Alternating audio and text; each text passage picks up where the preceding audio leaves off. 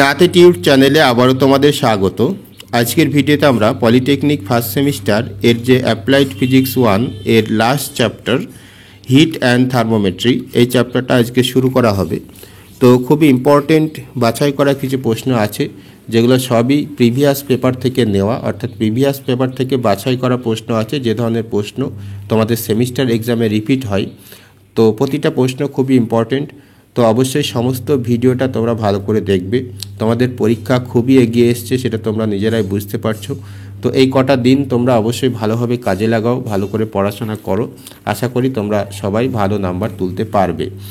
তো আজকের প্রথম যে প্রশ্ন তোমরা এখানে দেখতে পাচ্ছ সেটা হচ্ছে the SI unit of molar specific hit. Molar specific hit বা মোলার আপেক্ষিক তাপ এর এসআই একক কী হবে, সেটাই প্রশ্ন। তো এখানে চারটে অপশন তোমরা দেখতে পাচ্ছ। তো এর অ্যান্সারটা কী হবে আমি সরাসরি এক্সপ্লেনেশনটা দেখিয়ে দিই, তাহলে বুঝতে পারবে। তো এখানে দেখো, মোলার স্পেসিফিক হিট এর যে ফর্মুলা সেটা হচ্ছে Q/N ইন্টু ডেল্টা টি। ঠিক আছে, যেখানে কিউ হচ্ছে শক্তি, তাপ শক্তি, কতটা তাপ গ্রহণ বা বর্জন করছে সেটা হচ্ছে কিউ, আর এন হচ্ছে মোল সংখ্যা, আর ডেল্টা টি হচ্ছে তাপমাত্রা পরিবর্তন। সে তাপমাত্রা বৃদ্ধি হতে পারে, হ্রাসও হতে পারে। ঠিক আছে, তো যাই হোক, তো এখানে কিউ যেহেতু একটা শক্তি, তাহলে তার এসআই ইউনিট কী হবে, জুল। এই জন্য দেখো উপরে জুল দেওয়া হয়েছে। এন হচ্ছে মোল সংখ্যা, এই জন্য এর এসআই ইউনিট হচ্ছে মোল। আর ডেল্টা টি এটা হচ্ছে তাপমাত্রা পরিবর্তন, তার মানে ডেল্টা টি এর ইউনিট হবে কেলভিনে আসবে, এই জন্য কে। তো এই জন্য এখানে লেখা হচ্ছে so SI unit of molar specific heat joule by mole into kelvin. তো এটাকে আরও সিম্পলিফাই করে লিখতে গেলে এরকম হবে যে joule mole inverse kelvin inverse. ঠিক আছে, এই যে মোল এটা নিচে থেকে উপরে গেলে ইনভার্স আসবে, কেলভিনটাও নিচে থেকে উপরে গেলে ইনভার্স আসবে। তো এখানে joule mole inverse kelvin inverse, option C হয়ে গেল এখানে আনসার। তোমরা বুঝতে পারছো। তো এখানে আরেকটা কথা আমি একটু বলে দিতে চাই, সেটা হচ্ছে যে এখানে যদি মোলার কথাটা না থাকে, যদি মোলার স্পেসিফিক হিটের এই মোলার কথাটা যদি না থাকে, যদি বলা হয় যে the SI unit of specific hit, তখন ইউনিটটা কি হবে, তখন এখান থেকে মোল কথাটাও বাদ চলে যাবে, তখন শুধুমাত্র জুল কেলভিন ইনভার্স হবে। ঠিক আছে, এটাও এরকমভাবে প্রশ্নটা আসতে পারে, এই জন্য আমি এটাও বলে দিলাম। অর্থাৎ যদি শুধুমাত্র স্পেসিফিক হিট বলে, তখন এই যে ইউনিটটা আমি এখানে বার করলাম, এখান থেকে মোল কথাটা বাদ যাবে, তখন জুল বাই কেলভিন আসবে বা জুল কেলভিন ইনভার্স। ঠিক আছে, এটা হচ্ছে শুধুমাত্র স্পেসিফিক হিটের ইউনিট বা এসআই ইউনিট। তারপর 2 নম্বর প্রশ্নে বলা হচ্ছে the difference of temperature of two body in Celsius scale 15 degree Celsius, in Kelvin scale the difference. অর্থাৎ দুটো বস্তু আছে যাদের তাপমাত্রার মধ্যে পার্থক্য হচ্ছে 15 ডিগ্রি। ঠিক আছে, একটা কম একটা বেশি। ঠিক আছে, তো তাহলে সেই সেলসিয়াস স্কেলে যদি সেটা 15 ডিগ্রি পার্থক্য হয়, কেলভিন স্কেলে কত হবে? তো একদম সিম্পল এটা। এখানে দেখো, সেলসিয়াস স্কেল যেটা, সেটা কি 0 থেকে 100 পর্যন্ত তার মধ্যে রিডিং থাকে, 0 থেকে 100টা তার মধ্যে ডিভিশন থাকে বা ভাগ থাকে। আর কেলভিন স্কেল যেটা, সেটা 273 থেকে 373, 273 থেকে 373, এখানেও টোটাল 100টা ডিভিশন থাকে। ঠিক আছে, অর্থাৎ এর 100 ঘর আর এর 100 ঘর সমান, বা এর 1 ঘর আর এর 1 ঘর, অর্থাৎ সেলসিয়াস স্কেলের যে 1 ঘর আর কেলভিন স্কেলের 1 ঘর সমান হবে। এই জন্য সেলসিয়াস স্কেলের 15 ডিগ্রি আর কেলভিন স্কেলেও অবশ্য 15 কেলভিন হবে, এই জন্য 15 হচ্ছে এখানে আনসার। তো এখানে এক্সপ্লেনেশনটা লেখাও আছে, আমি যেটা বললাম একবার দেখে নাও। এখানে কি বলা হচ্ছে, 100 division on Celsius scale is equal to 100 division on Kelvin scale. ঠিক আছে, হ্যাঁ, সেলসিয়াস স্কেলের 100 ডিভিশন আর কেলভিন স্কেলের 100 ডিভিশন সমান। আবার কি বলা হচ্ছে যে hence temperature of two body will differ by 15 kelvin বা 15 অন দ্য কেলভিন স্কেল। তো এখানে অপশান বি অ্যান্সার হয়ে গেল। এখন তোমরা দেখতেই পাচ্ছ, আগে যেটা বলা হলো বি হচ্ছে আনসার 15। তার পরের প্রশ্নটা একই ধরনের। এখানে কি বলা হচ্ছে যে the difference of temperature of two bodies in Celsius scale 25 degree, in Fahrenheit scale this difference will be. তো এখানে দুটো স্কেল আছে, একটা হচ্ছে সেলসিয়াস স্কেল আর একটা হচ্ছে ফারেনহাইট স্কেল। ঠিক আছে, তো সেলসিয়াস স্কেলের ক্ষেত্রে আমি যেটা একটু আগে বললাম 0 থেকে 100, অর্থাৎ টোটাল 100টা ডিভিশন থাকে সেলসিয়াস স্কেলে, ঠিক আছে। আবার ফারেনহাইট স্কেলে কিন্তু একটু অন্যরকম, এখানে 32 থেকে শুরু করে 212 পর্যন্ত, অর্থাৎ টোটাল 180টা ডিভিশন থাকে। তাহলে এখানে ক্লিয়ারলি বুঝতে পারছো যে সেলসিয়াস স্কেলের 100 ডিভিশন সমান এই যে কেলভিন স্কেল মানে ফারেনহাইট স্কেলে 180 ঘর সমান হবে, যার ফলে সেলসিয়াস স্কেলের 1 ঘর সমান ফারেনহাইট স্কেলের 180/100 এরকম হবে। তাহলে সেলসিয়াস স্কেলের যে 25 ডিগ্রি সেটা ফারেনহাইট স্কেলে কত হবে? 180/100 ইন্টু 25, ঠিক আছে। তাহলে এখানে 25কে যদি আমি কাটাকাটি করি, 4 25 100, তারপর এখানে 4 একে 4, 4 4 16, 2 থাকছে, 4 5 20, তাহলে থাকছে কত? 45। তাহলে এখানে আনসার হয়ে যাবে 45, অপশান ডি। তো ভেরি সিম্পল, এখানে সেলসিয়াস স্কেলে টোটাল 100টা ভাগ থাকে, ফারেনহাইট স্কেলে টোটাল 180টা ঘর থাকে, অর্থাৎ সেলসিয়াস স্কেলের 100 ঘর আর ফারেনহাইট স্কেলের 180 ঘর পরস্পর সমান করলাম। তারপর এখান থেকে সেলসিয়াস স্কেলের 1 ঘর মানে ফারেনহাইট স্কেলের 180/100, আর সেলসিয়াস স্কেলে 25 ঘর মানে হবে ফারেনহাইট স্কেলের 45 ঘর, ঠিক আছে। আশা করি বুঝতে পেরেছো। তো এই এক্সপ্লেনেশনটা এখানে লেখা আছে, দেখো একইভাবে আমি যেটা করলাম সেটা এখানে লেখা আছে আরও সুন্দর করে। 100 division on Celsius scale equal to 180 division on Fahrenheit, ঠিক আছে। So 1 division on Celsius scale equal to 180/100 division on Fahrenheit scale, therefore 25 division on Celsius scale equal to 180 into 100 into 25। তো এখানে এটা কাটাকাটি করেই 45 আসলো। তো 45 অপশান ডি হয়ে গেল এখানে রাইট আনসার। তারপর 4 নম্বর প্রশ্নে বলা হচ্ছে the ratio of specific heats in case of diatomic gas, অর্থাৎ ডাই অ্যাটমিক গ্যাস যেগুলো আছে, যেমন ধরো H2 হাইড্রোজেন বা O2 অক্সিজেন, এগুলো হচ্ছে সবই হচ্ছে ডাই অ্যাটমিক গ্যাস যাদের সাপেক্ষে 2 থাকে, ঠিক আছে। তো এই ডাই অ্যাটমিক গ্যাসগুলোর ক্ষেত্রে স্পেসিফিক হিটস যেগুলো হয় অর্থাৎ সিপি এবং সিভি, এদের যে রেশিও সেটা কত সেটা বার করতে হবে। তো দেখো সিপি মানে হচ্ছে specific hit at constant pressure, R CB হচ্ছে specific hit at constant volume, অর্থাৎ এটা হচ্ছে স্থির চাপে কোনো বস্তুর আপেক্ষিক তাপ বা স্পেসিফিক হিট, আর এটা হচ্ছে স্থির আয়তনে স্পেসিফিক হিট। তো এখানে কিভাবে বার করতে হবে দেখো এখানে এক্সপ্লেনেশন করে দেওয়া হয়েছে, একদম ভেরি সিম্পল।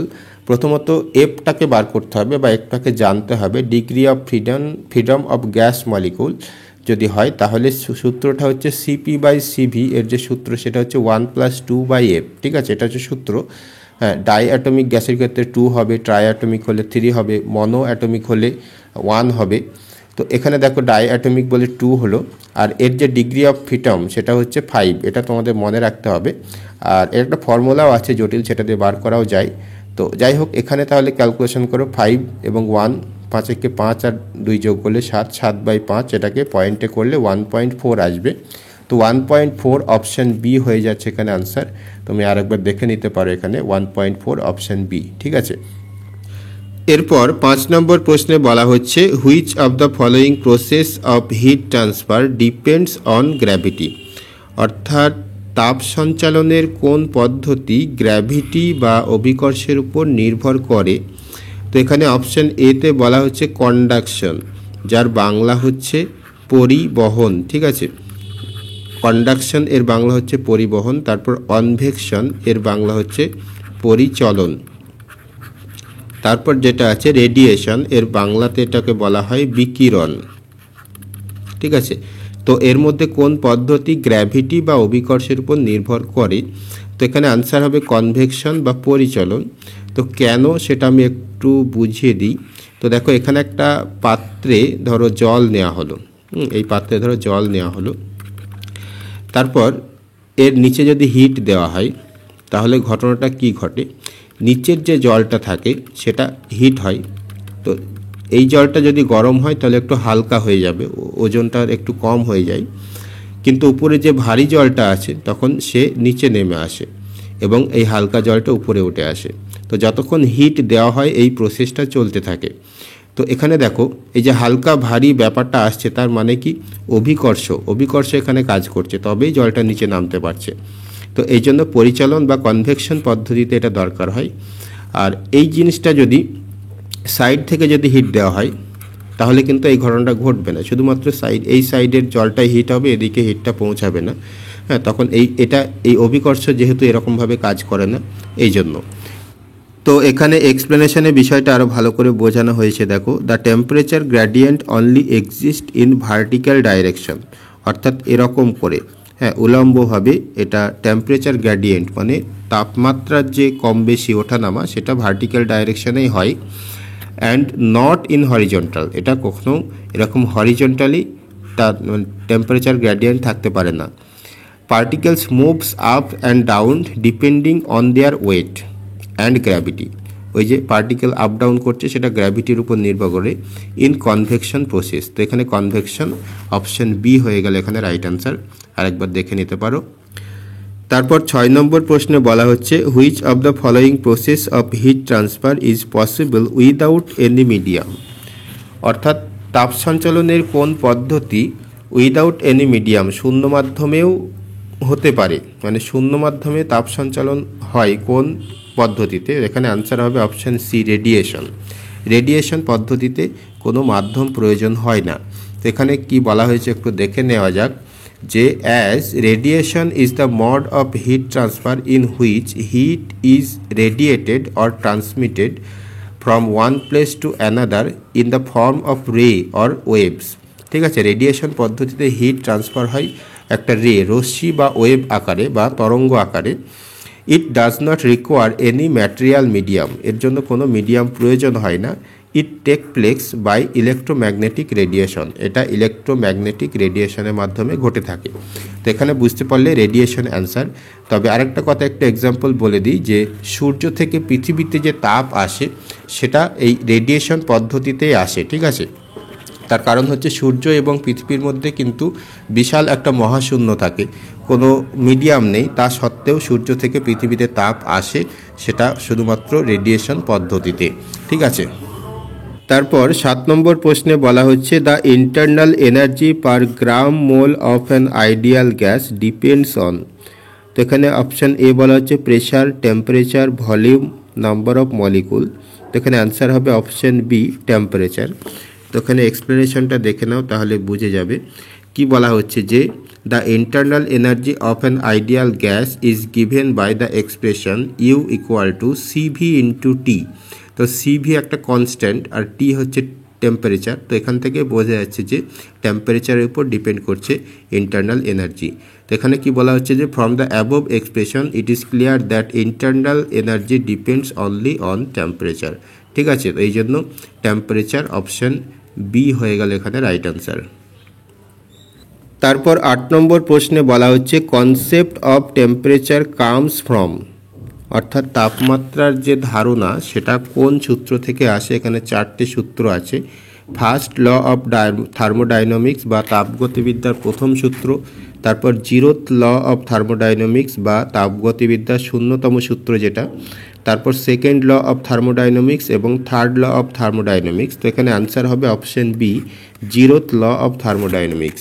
তো এই সূত্র অনুযায়ী কোনো দুটো অবজেক্ট বা কোনো দুটো বস্তু যদি তৃতীয় কোনো একটা বস্তুর সাপেক্ষে, ধরো এটা এ বস্তু, এটা বি আর এটা সি, তো এ বস্তু এবং সি বস্তু যদি তাপীয় সাম্যে থাকে, থার্মাল ইকুইলিব্রিয়াম যদি থাকে, অর্থাৎ এই দুটো টেম্পারেচার যদি সেম হয়, আবার বি এবং সি এর টেম্পারেচার যদি সেম হয়, ভালো করে বুঝবে, এ এবং সি এর টেম্পারেচার যদি সেম হয়, বি এবং সি এর টেম্পারেচার যদি সেম হয়, তাহলে জিরোথ ল অনুযায়ী বলা হচ্ছে যে এ এবং বি এর টেম্পারেচার বা সেম হবে, অর্থাৎ থার্মাল ইকুইলিব্রিয়ামে থাকবে।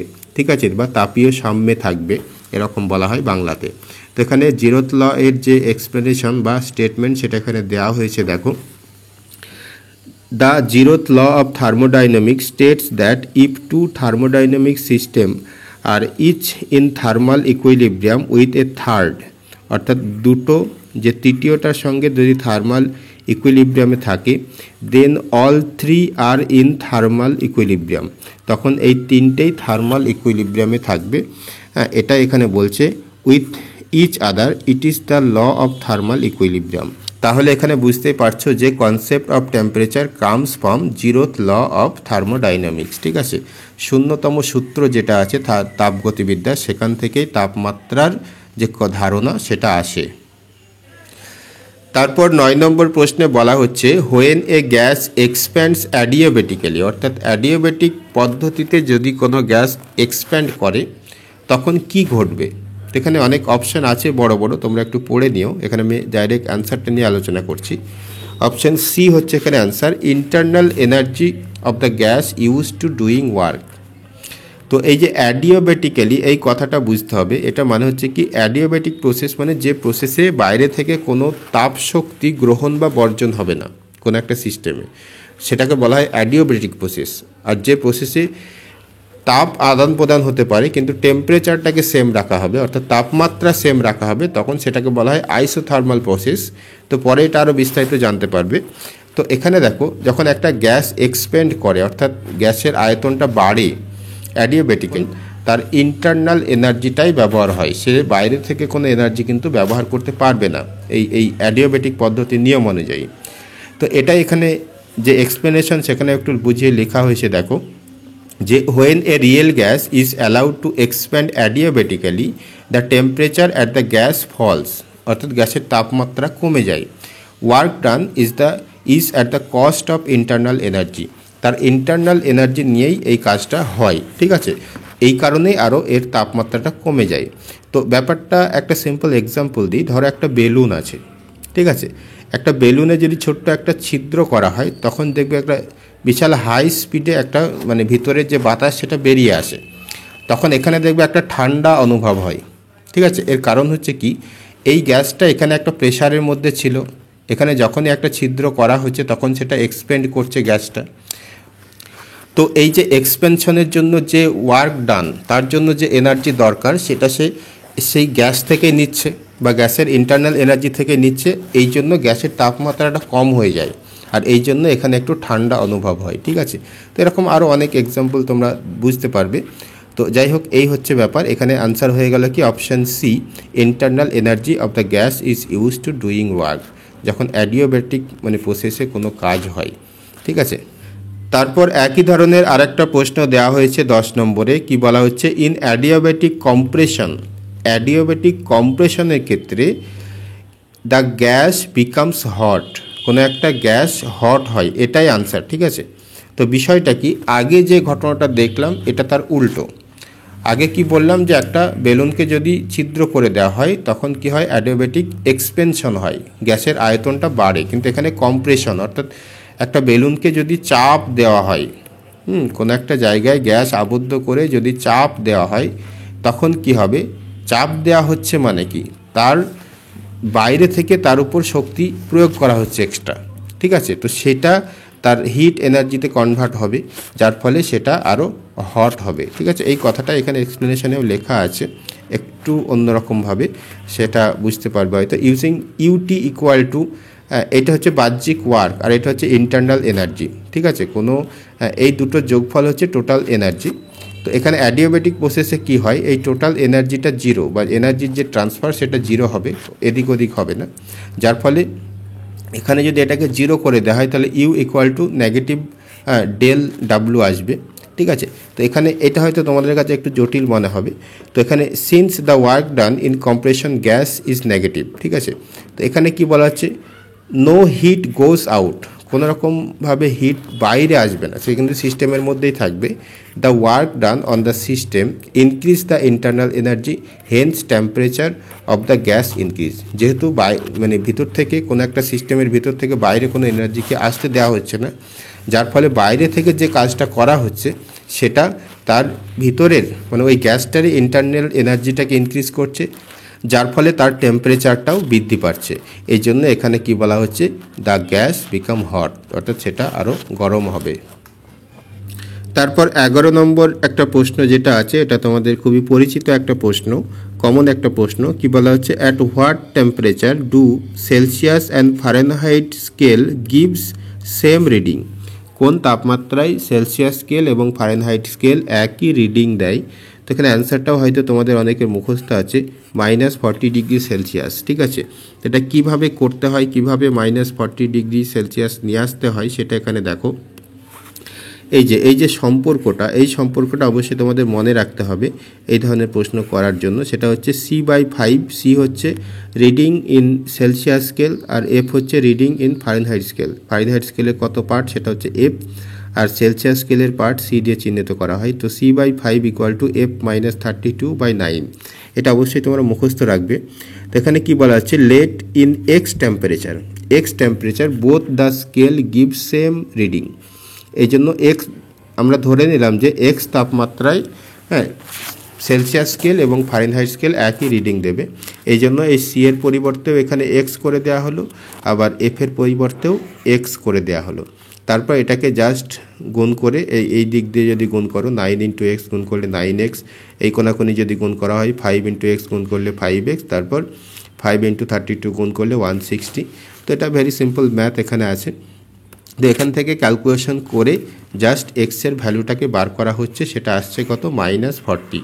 এই জন্যই বলা হয় যে -40°C বা -40°C এবং -40°F এই দুটো সেম জিনিস, ঠিক আছে, কিন্তু অন্যান্য টেম্পারেচারে হবে না।